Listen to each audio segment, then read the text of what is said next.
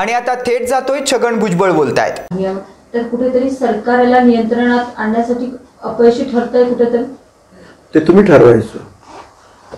मी जे बोललो त्याचा इन्फरन्स काय करायचा काढायचा ते तुम्ही बघा. काय काल धस असे म्हणाले की मास्टर माइंड नव्हतंच कोणी बीडच्या घटनेमध्ये. मास्टर माइंड कसं नव्हतं.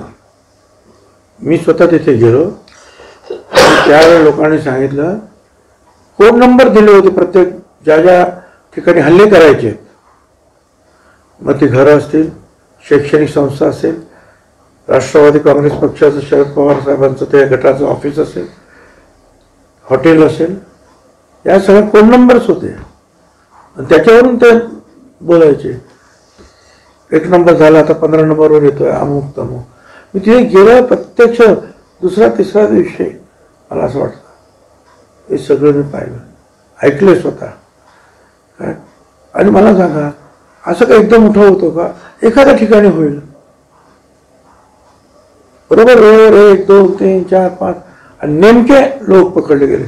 एक प्रकाश सोळंके आणि ते फक्त एवढंच बोलले होते या तुमच्या काय समाज माध्यमावर की मला ते यात सगळ्यांना काय सगळ्यांना आरक्षण मिळत नाही, असं 1-2% आरक्षण मिळतं आहे, नोकऱ्या कुठं, एवढंच ते बोलले. म्हणून त्यांच्यावर राग.